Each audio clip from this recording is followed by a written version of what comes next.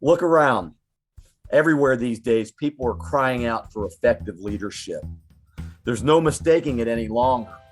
Men, especially leaders, are struggling, emasculated by imposed rules, stereotyping, and leadership models that are no longer working. There are many women who are doing a much better job at leadership than the men, and we need to recognize them. We need their help too. Welcome to W.E.L.L., the Women's Expressions on Leadership, Learning, and Liberty podcast show, and I'm its host, John Krotek. This is the show where women can help us men to be better men, more effective leaders. Our guest for this episode of W.E.L.L. is a former State Department employee. She's also the founder and executive director of Wheelchairs for Warriors. Her name is Crystal Laramore. And let me tell you, Crystal has a very impressive story. I'm so thrilled to have her here today. Crystal owns a PR firm that caters to a large portfolio of clients. She also owns a few online newspapers and blogs, which include a patriotic newspaper. It's a 12-year-old newspaper with subscribers in 31 states and quite a few countries, and a few South Texas newspapers, as well as a small real estate rental business. See, I told you, Crystal, there's no moss on her feet. She's like Rolling Stone, I got to tell you. But Crystal's love for the military, and her dad was a career military officer, I understand. And so she has a great love of country and for people who wear the uniform, men and women, and the people that wear the uniform to protect and serve. Her family history is steeped in the American tradition of serving the country, and her passion runs deep. It's part of her family roots. With this burning desire in her heart to serve, Crystal worked for the Department of State in Baghdad, Iraq, from 2004 to 2006. She served as a liaison officer to the ambassador to Iraq, John Negroponte. We've heard of him. And she received a letter of commendation from the Department of State. It was this experience in Iraq that sparked the fire in her to create an organization that serves veterans, Wheelchairs for Warriors. She saw the gap between what our wounded veterans need and what they are afforded. So began her mission to provide better wheelchair solutions that would allow wounded veterans and first responders to regain some of their independence and give them the ability to roll strong. Brings tears to my eyes when I think about the work they do. Anytime you can help somebody live a better life, then I know you're doing something darn good on this planet. So thank you for that, Crystal. But anyhow, welcome, Crystal. And hey. I got to say again, I'm humbled and honored to have you here to talk about leadership and other things today. Oh, we have so much to talk about. Yeah, I know. Well, there's kind of a backstory too. Crystal and I, we met each other at the Pod Fest in Orlando. Yeah. A couple of years ago, right before the week before COVID kicked off. And it was like I was meeting a movie star, because I had been following you. I've been following you and we were in one of the same classes. And I was like, hey, wait, you're John Krotek. I know who you are. Well, I did. You made me feel really important. I love that. You are important. But it was good. And but we've kept in contact since then. We've talked about various things that have been going on with the country, and we, every time we do have a conversation, it always gets really deep. And like the show today, we're going to go deep. We're going to go deep about leadership and about freedom that I know you care a lot about, Crystal. And also education, how we can learn from each other. But, before we get started on some of the deeper things, give us a little bit about your background. Where are you from and how did you get to be right here today? I'm a Texas girl, and my uncle is a retired full bird colonel. My father was 101st Airborne. God rest his soul. He passed away a couple of years ago. And thank you. And my whole family has served in the military, and the plan for my life was to join the Navy. So I was at the recruiter's office for the Navy and chatting it up with the recruiter, taking my tests. I was going to officer candidate school, and it was just something it just didn't fit. It didn't feel right. It didn't fit. I was going in on the buddy program with my girlfriend, Sonia Yanis from, we were high school roommates. I mean, high school classmates. And her father was standing there and she had to go. My father was 4.5 hours away and I didn't. So I did not go into the Navy. And I didn't regret that decision. What I regretted was not serving my country. So when the opportunity came for me to go to Baghdad, I took the opportunity, and it was a long family discussion where my uncle, who was barely retired as a colonel, said, absolutely not, no way in hell. And my dad was like, I'd do it. So we were having those kind of conversations. No doubt. Yeah. Airborne. Yeah. The crazy guy, the medic, and so anyway, so I, weighed the risks and thought everybody else in my family has weighed the same risks, and I'm going. And my uncle was like, yes, but we haven't gone straight into a war zone. But he was in a war zone. So anyway, one thing led to another and off I went. And when I came back, I just wanted to continue that service somehow. And I'll save you all the boring details of years of trying to figure it out, but God showed up and figured it out for me. And it's Wheelchairs for Warriors. And it has been crazy how many veterans and first responders, because it's warriors, right? We wanted to make sure that if you served our country in uniform, that we were here just to serve you. And we've served over 50 veterans in less than 5 years. That's awesome. Crazy. Great work. And, and I'm not joking and I know you've seen the face on those veterans when they get the wheelchair, and, it's got to light you up. And I'm not joking. It brings tears to my eyes when I think about the work that you do, because it means a lot to those people. When you're missing your limbs, or, and you think that life is over, you're giving them a renewed sense of hope. It's interesting that we, in the beginning, we served one veteran, I think our first year, maybe two. Then we went on to serve a few more, and then it went to 8, then it was 13, then it was last year, it was 21. We served 21 veterans in 21, and we started out 2022 with 16 on the waiting list. So this is exponential growth. And it is because the word's getting out. We have a great webmaster, and our SEO is really good. So if you type wheelchair warrior veteran, whatever, you typically we will pop up. But what we have found is that it's not only the veteran that we're serving, that we are also serving the wife. We're also serving the caregiver. We're also serving the children. Because if you stop and think about it, you've got an alpha male in your home. He has served our country, and if he's in a wheelchair, he has probably more than likely been injured in the line of duty and in wartime, right? We've got the Afghan war, the Iraqi war, then we've served Vietnam veterans, we served Korean, we've served a couple of Korean veterans and one World War II veteran. And so you have this alpha male in your house, and his wheelchair doesn't work. It's not the right kind of wheelchair. And so, or it weighs a lot, right? And so then he's not getting out of the house as much. He's not doing as many things with the family as he would like to do, or as the family would like for him to do. The daughter wants him to watch the baseball game, or the son wants him to watch football or whatever, or go fishing or hunting or anything. And one wheelchair just doesn't do everything that he needs done. So more and more and more and more, he's just staying at home. He's just being left behind. And so I wanted to make sure that our men and women knew that no man left behind was no longer just the mantra for the battlefield, but also for the home field. That once you get home, well, we're not going to leave you behind then either. And if you need more than one wheelchair to make your life happen, then you should have more than one wheelchair. John, I have a question for you. I have a question for you, John. Go ahead, ask away. Do you have more than one pair of shoes? Absolutely. That's I got boots too. I'm not a Texan, but I own a pair. But So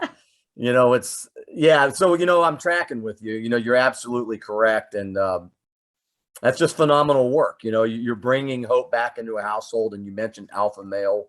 We're going to talk about the alpha males and what's happening to them these days. But that is just, again, I can't say enough, and it's just that, we're all doing our part, and you're doing a huge part, and Wheelchairs for Warriors is a phenomenal success, and it's going to continue to be so because the mission is right.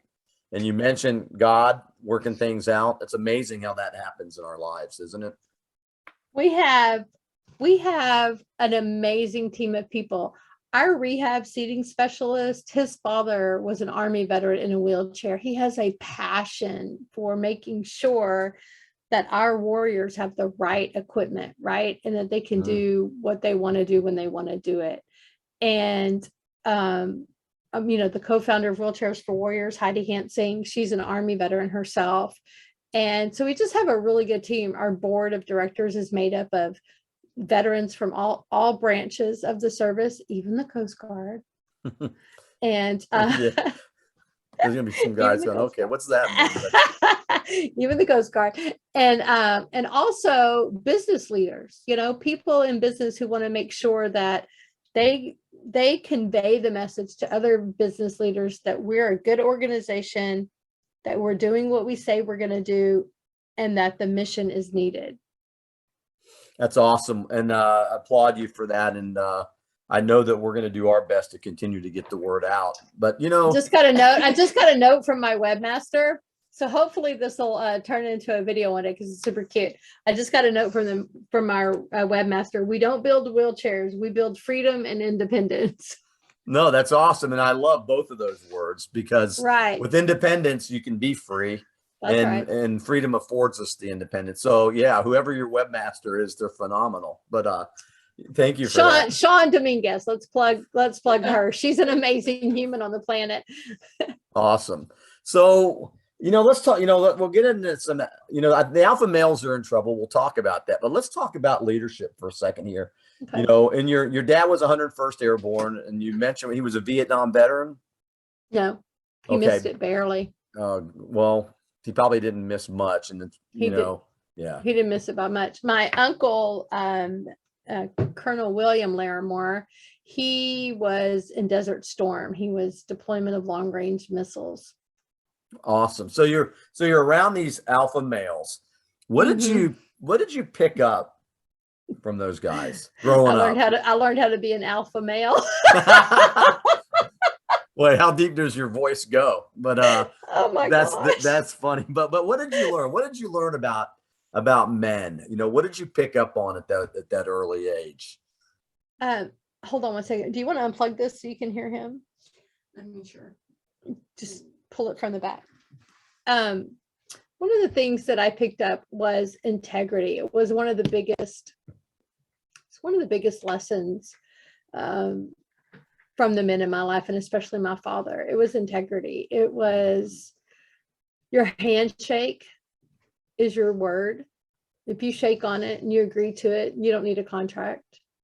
You shook on it. Don't you love that? And it used to be that way, and it's a phenomenal way to be, because you mentioned something earlier in one of our conversations about trust. And so that integrity is a way to develop the trust. And boy, it's not like that now, is it? No, it's not like that now. Integrity is a huge thing in your honor. And the men in my life are praying men. They all love God, and their moral compass comes from high above, and their integrity and their decisions are led by that. And it is God first, country, God first, family second, but it's God first, and country might be before family sometimes. Yeah, and I don't really think that. I guess it depends on that's true. But sometimes it's a total God and country family that I come from, and we do bleed red, white, and blue. We do all bleed all the colors, and we, as much as our family believes in the Bible, we believe in the Constitution. That's interesting too, because it's about core values, but Texas itself is almost like a different country. There is that sense. It is a different, what do you mean almost? No, but it is, but it is a different, but you get a sense when you're in Texas that they do live by the Constitution. No matter where you go, it seems that way. Texas has a reputation for being a free state, don't mess with Texas. I can remember back in the day, we'd drive across Texas and we'd see these signs or bumper stickers, and it always was, it was intriguing to say the least. But Right. when I got my first pair of Tony Llamas, I felt like a Texan. My friend took me down to the factory there near Waco, and I thought I was a Texan, but it was a lot of fun back in those days. But let's get back to, so we're talking about integrity. We're talking about a spiritual connection. We're talking about setting an example, and trust and love of country and love of our spouse or, significant other, love of ourselves, I guess you could say, without being arrogant. Can you think of one person, maybe it is your dad, that exemplified all the traits that you just talked about? Yes, my father and my uncle, both of them, and a lot of the men in my family, they were leaders. You could trust them and here's the thing, it's the same thing as in life as it is in battle, right? You have to trust your leader, and you have to have that one person that's the leader, and you have to trust that leader to go into the foxhole with, right? You've got to trust him to say, this is where we're going, this is what we need to do. It's the same thing in life. And if you're a kid and you're going hunting with your father, you need to trust that he's not putting you in the line of harm. He's not putting you in harm's way. So you trust your father, you trust those people. And then as a spouse, you want to trust that your spouse is making the right decisions financially, and on and on and on and on. But who is he trusting? Right. You hope that he's trusting God. That's true. It's hard to trust people if they don't have anyone to trust. So who do they have to trust? And that to me is God and God's word and the Bible, and it's all very biblical. And I don't know, a day goes by that I don't think about something that's in the Bible or give thanks or pray to God. I was just raised that way, steeped in those traditions of God, family, country. And again, going back to core values, it's that foundation, and so many people are missing the foundation. Sometimes it's not their fault. Society has a way of constructing certain narratives and certain ways to act, and a lot of times people fall into those. You look at the state of the world today. The world's always been in chaos and disorder, but we've talked about this, Crystal. We've noticed a shift in the mindsets of people and the way men are stereotyped or portrayed, and men don't seem to be men these days. Look at the state of the world. It seems like it's everywhere. You've got vitriol at astronomical levels, the level of hatred for each other. You've got a serious lack of dignity and bearing and etiquette, and the world at times, I'm not going to say the world at times, just seems like it's in extreme chaos, and the men aren't stepping up. And I think women are just PO'd, to tell you the truth. We're exhausted from it all. There's a really, really great book. It's called W.E.L.L. at Heart. Is that a John? Highly. John Eldridge, I think. John Eldridge may have written W.E.L.L. at Heart.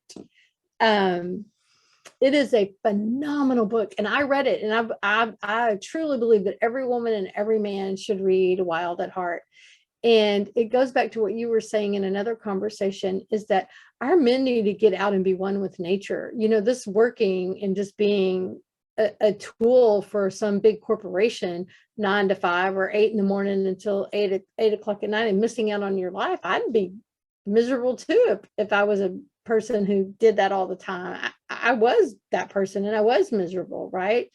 But our men need to be fishing, they need to be hunting, they need to be one with nature, they need to be doing all of those things. They need to be the hunters and the gatherers. They don't just need to be, putting on a suit every day and only going to a corporate job. That's no good for anybody. God did not put us on this planet to start working at 15 years old and quit working a couple of days before we die and not have a life, not to enjoy this life.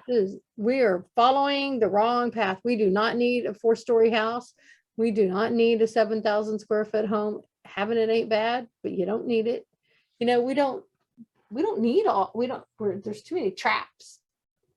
You know, you raise a good point there because, you know, and I know we've talked about this, we've had a lot of conversations, Crystal and me. Yeah. So, you know, we're just trying to, you know, catch the tail end of some of these, but, you know, you're right. You know, tell us about that date that you had where you learned early on, Yeah. something that stuck with you until today. Yeah. So I was on a date. I can't remember the guy's first name, last name, middle name. I think he had dark hair, you know. I mean, I don't even think I kissed him. It was just kind of like, wow, I know why I had that date. He said something to me and he said, I work to live. I do not live to work. And I have carried that with me since my 20s, and I'm 57 years old. That has stuck in my head. And I was looking for a job when I found this one. That's awesome. Like, And, you know, there you go. You know, we get these lessons, we get these messages, these signals, what do you call them? They're yeah, always out there. You know, if God you're, winks. yeah. Yeah. And if you're aware, and, you know, so we talk about masculinity and femininity, and we talk about the industrial revolution, the industrial age where leadership models and livelihood started to shift. You know, you just said something really interesting. We go to work at 15, you know, like we're supposed to, it's like ingrained in us. And then we retire, and then we're dead in a couple of years. How many people do we know? They work their entire life, they retire, and they're gone within a few years. And what have they really done but added to that 401k? Yep. My dad was one of them. Yeah, God bless them. And you know, and we fall into that, what you just said, the trap and distractions, and that's what it is, you know. And now we're seeing it because of the internet and because of social media and instantaneous information and communication.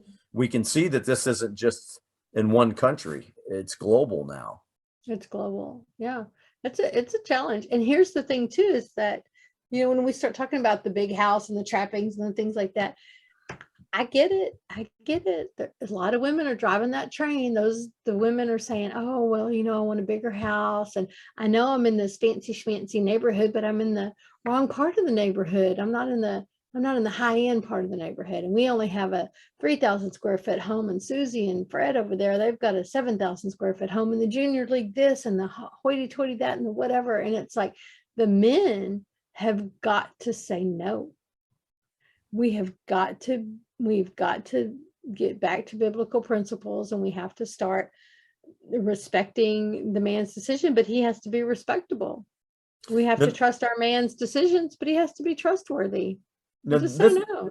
This is rhetorical, but you know, we talk about the emasculation of the male in the 21st century. It's been going on for a while. It's not totally our fault, I think. But you know, Cleopatra started it, I think. Probably did. Maybe it was Eve. It goes way back. But you think men are just scared to say no because they want to keep up with the Joneses? Nope. What do you think it is? Oh my goodness. We are going We're going deep. We're diving deep right now. The best life lesson sermon I ever had in church was on a Wednesday night, because my pastor really liked to go deep on Wednesdays, because Sunday people were just there to get dressed up and make sure you saw them in church. But and Wednesday, visit. Yeah. And visit. But Wednesday, you were hungry. You wanted something more in your life on Wednesday nights and Tuesdays and Thursdays and Saturday afternoons and whatever, right? But Wednesday night, he really let it out there. That was his family Wednesday night. And he said, there's only one thing in life that women want. Do you know what it is? Just one. More. Go ahead. I mean, I gotta be careful here. You know, the walls have ears. No, but they just want more. Why do you think that is? You don't know, but Eve had everything she wanted, and she just wanted more, right? So it's not our fault. We did inherit the trait. So it doesn't matter if it's shoes in my case, or purses in my case, or jewelry in my case. I just want more, you know. Big house, I just want bigger, right? And there's only one thing in life that men want. And we all know what that is. What? Tell me. I'm not going to say it out, you know. So in order No, okay, fair enough. To not be afraid of not getting the one thing that he wants more than anything else in the world. He lets the woman have the one thing that she wants, which is more. But what it does is it's that, you know, how it's a slippery slope, right? It's like, oh, then she wants some more of this and some more of that and some more of this and some more of that, right? And as men, my pastor just said, you just have to say no. I get it, you know, and gosh, see, and I'm 62 and I just got schooled. So I just learned something, you know.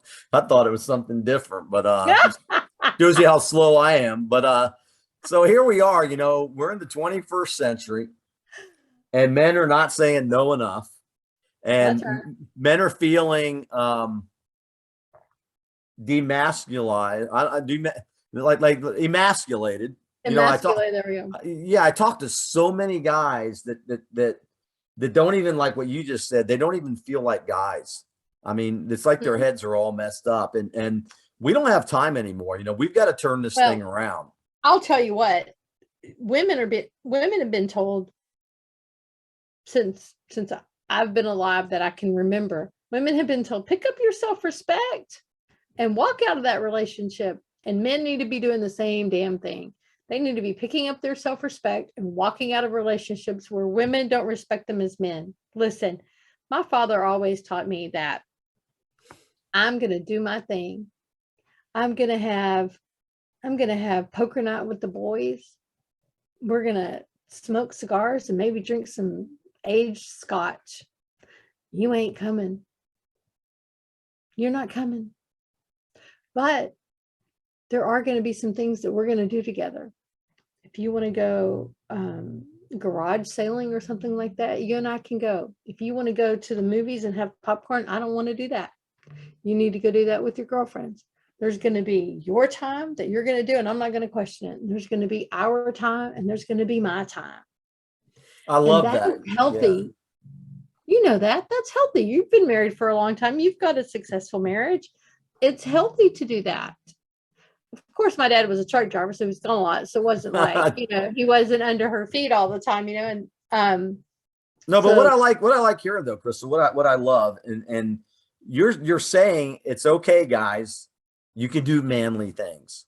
And if somebody's fishing and hunting with the boys if somebody's going to get upset, then maybe you need to think about a reset yourself. That's right.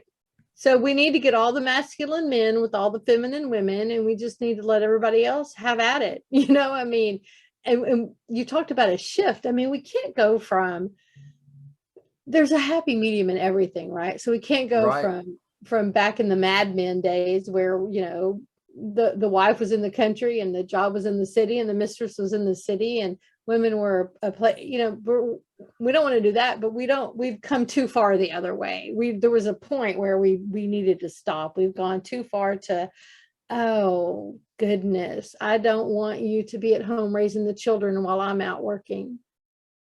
No. I get it. No.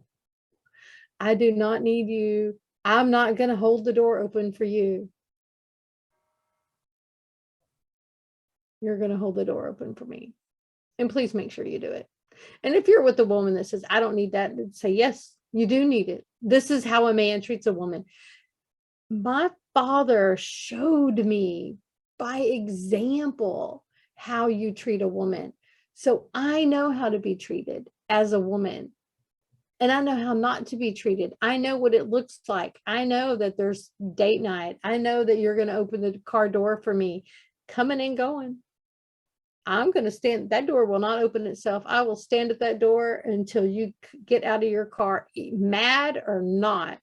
I will not open my own car door if I'm going out on a date. And I have had a lot of men go, get in their car, close their door, and look at me. And I just stare at them through the window, through the glass, just staring at you. I have no idea how you got seated without opening my door and making sure I got in okay. Well, you know what's interesting? I have not met a woman yet that has told me, you know, in conversation, that they dislike it when a guy opens a door or shows a nicety or shows, you know, an example of respect, or that I haven't met a woman yet that dislikes that. And if they That do, is I kind of wonder about that. that is showing masculinity, and that is honoring femininity. There's nothing wrong with that. I can still go be the executive director of Wheelchairs for Warriors. I can still I can still do my job, and I can still be the badass that in my mind I imagine that I am, but also allow a man to open the door for me, and back in the day, light my cigarette, and there, like you just said about the women that you speak to, there's also not a woman that I speak to, no matter what age, from 18 to 80, not one woman that I've ever met that doesn't still want to be romanced. And there's nothing wrong with that. Let me ask you this. Absolutely not. Why do you think Remember that one thing that you want, that you men want, that one thing that y'all want? I mean, that one thing, just the one thing. I mean, romance. No, I get it. So, why do you, we talked about the shift. Why do you think, Crystal, that it has shifted so much? What do you think is going on? Oh, That we've seen this major shift in masculinity and femininity and in the roles. Well, yeah. Come on now, you've got the crazy left people in charge of Godless, whatever you want to call it, in charge of the media, in charge of television, in charge of what we're putting into our brains, what we're allowing our children to put into our brains, and garbage in, garbage out. I mean, you sit there and instinctively, I believe everybody has an innate sense of right and wrong, and what feels right and what doesn't feel right. What feels good and what feels right might be two different things, right? Right. But I think that we're confused as a society because we've allowed the media to overtake our lives, and we're allowing it at a much younger age. I couldn't watch a TV show one time. Gosh, I was 5th grade or something like that. They said the word horror, maybe. It was one of those words where it was just, there was absolutely no way I was going to be allowed to watch that TV show because it had that bad word in it, right? Then we get to a point where we're calling our girlfriends whores. It's like, hey, her, hey, ho, maybe it's ho, hey, ho, what's going on? And how my bitch is doing, and it's just like, maybe we just need to get away from that, and we need to have respect for the words. And Maya Angelou had said something I was listening to a documentary, and she said, words have impact. And if you cussed in Maya Angelou's home, you were shown the door. Yeah. Can you imagine if we all held to that standard? I'd never have any company. Well, yeah, you know what? I'd have to get myself out of my house. It seems like it's such a pass, when it comes to foul language. I can remember back in the day, if I had ever said anything, I knew all about corporal punishment. My dad was an officer too, and he did not allow that at all in the house. And so when we finally did say the word, one of those bad words, we'd have to look around the room and, waiting for the shoe to drop. But you've touched upon you've given a lot of tips and a lot of things here. But you know what? Etiquette, or the lack thereof, is what you're talking about. And foul language, it just, nothing turns me off more as a guy when I'm talking to another guy and he uses foul language in front of with my wife there. I know. And dirty jokes. Women, I will walk away from a man telling a dirty joke. I will just walk away, or I'll say, I'm sorry, I don't know what I did to make you think that you had permission to tell that joke in front of me. But I didn't learn that trick until I think as women, we're afraid to stand up to men, especially if we're in a work environment. So I feel like that's where some of the responsibility lays on the shoulders of the men and lays at the feet of the men, right? Just don't tell a dirty joke in front of a woman. That's locker room talk, Yeah, just be more respectful of women in general. Just don't put women in a situation where they're so uncomfortable. Right. Well, you said it earlier. You alluded to it earlier. You said that we know innately what's right and what's wrong. And maybe they grew up in a household where dirty jokes were accepted, but I don't think so. You know inside when something doesn't feel right. Why would a woman want to hear something lewd anyways? I have asked many a man, many, does your mother know that you speak with that mouth? If your Good for mother you. were standing here, would you tell that? And some of them would. I mean, I get it. Some people would. They just were raised completely differently. But it's like, yeah, no, not comfortable with that. Mm. Save it. It doesn't need to be said. You know, and that's, you know, somebody told me that foul language is intellectual laziness. Oh well, I know my mouth. The Marines gave me my bad mouth. Yeah, I don't know. I don't know Back about yet. that. No, but I try. I mean, I always say, I've got to stop doing this. Like, I just have to cut it out. I was so sweet and innocent before I went to Baghdad. That's what happened, huh?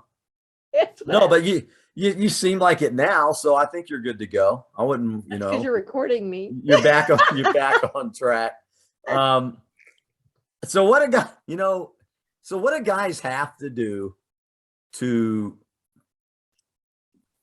get that alpha male thing going again, but do it in a way that's respectful and integral? What can guys do? You know, give us a few of your Crystal Laramore tips on what men can do to recapture who they are. I really feel like it's having those conversations with yourself. Be true to yourself. Be true to who you are inside, and don't let outside forces determine who you are. And we'll all be better off for it, right? If you I feel like I feel like we're born with an innate sense of who we are and how we should act and be. And listen, I'm I'm all about knowing that that that God is infinite, and that everything is of God. And I've got friends who are gay. I've got friends who are from other nationalities. I've got friends who believe in different religions. My Bible says, love the sinner, hate the sin, but then I'm not going to judge of what a sin is. And I believe that, that we're all loving God, and that I 100% believe that my path to God is through Jesus Christ. And I'm not going to tell you that if you 100% believe that your path to God is through Muhammad or through Fred or Susie, I'm not here on this planet to tell you that that's wrong. That's not my job, right? I believe that if your religion doesn't teach you to cherish humanity, to cherish human life, and faith, hope, and love is the greatest of these. If your religion doesn't teach you love, then maybe you're on the wrong religious path. You know what I mean? I do. And that if we just love our neighbor as ourselves. And I was also taught by that amazing pastor that your neighbor is anyone next to you. If you're standing next to me, you're my neighbor. And if we just start with that, love your neighbor as yourself, then we're, decades ahead, we're eons ahead of where we are right now. And I think that all men are born with an urge or a sense of longing to be with nature, to go hunting, to go fishing, to tinker with mechanics, to all of those things that are innately kind of male things, And I feel like all women or have a sense of, they want to be successful, they want to succeed, they want to raise their children to be good humans. We don't want to produce, bad humans. We want to produce good humans out into the world. And so I just feel like that we're all born to want and desire different things, and that's okay. And do it. Go seek out I mean, unless you're, Jeffrey Dahmer born and there's something missing and your desire is to go be mean, that's not okay. But, we're talking about the whole male female difference. Well, the things that you've described here, the tips, they're all very practical. It's not like it's not rocket science, it's emotions, but it's being in touch with those emotions. Mhm. Do you have like a quote of your own or a mantra, Crystal, that you live your life by every day? Sean, do I have a quote or a mantra that I live my life by every day? I think my biggest one is faith, hope, and love is the greatest of these, and love your neighbor as yourself. And I say it a lot, you know. And you can't lose by that, because, and we're not talking about the love that the world embraces. You're No, talking about something more a divine. godly love. That's Yeah. 100% true. And I fail at it a lot. Believe me, you know, I fail at it, but it's the thing that it, it,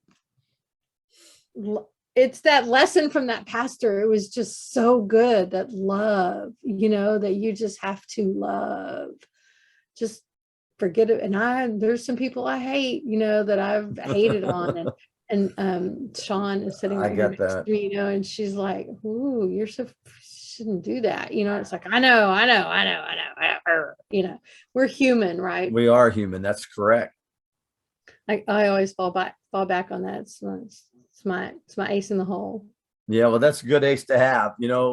It's all good. And I'm glad that we finally have recorded a conversation. I think we've had a few hours of non-recorded conversations, and they've always Yeah. been like this. But, Yeah. how can people, you're certainly blessed, Crystal, and the things that you're doing are very blessed.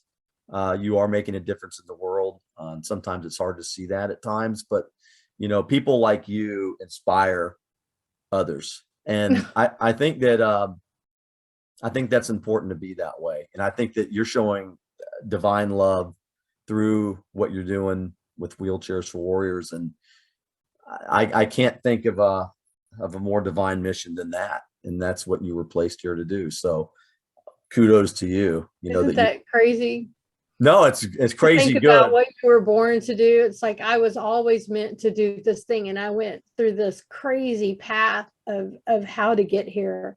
But it was always serving the military. It was always supposed to be something to the military, and God tried to get me in the military back when I was 18, right? You know, and Right. nope, I'm not going to do that. And who Well, that's knows what the path would have been, but I ended up doing it anyway. I'm still serving.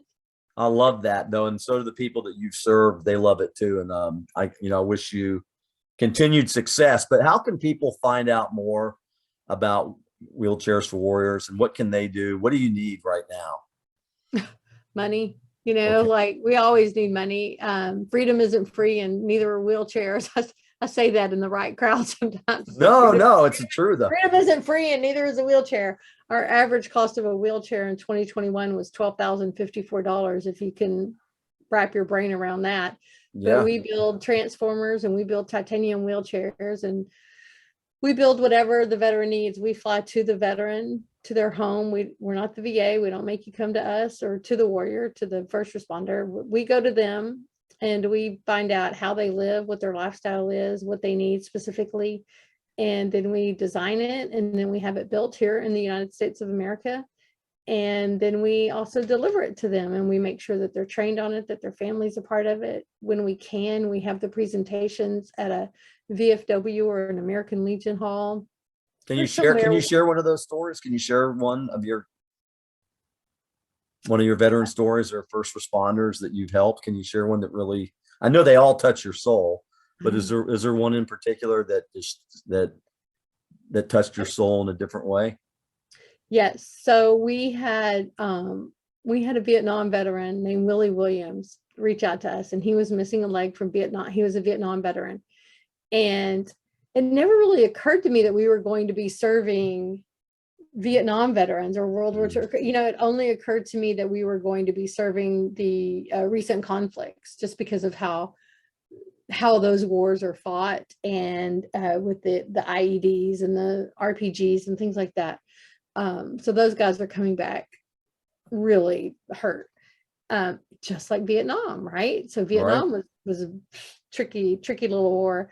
And so Willie Williams called, and he would go out. He had a lot of property, or he has a lot of property, and he would get out on his property, and he'd get stuck in his wheelchair with wheels this thin. He'd just be out there sometimes all night long, just stuck, you know, and finally, you know, his wife was at work and she'd get home and she'd be doing something. And then a couple hours would go by and she'd have to go find Willie.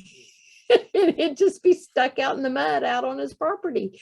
And he didn't have a ramp to get to his house. And I could almost cry thinking about all the struggles that Willie went through after losing his leg in Vietnam. And I said, well, why can't you get the right wheelchair? And he goes, this is all they gave me, you know. And so we built him a Cajun Commando wheelchair with big fat tires, 0 turn. Oh, he never believed we were coming.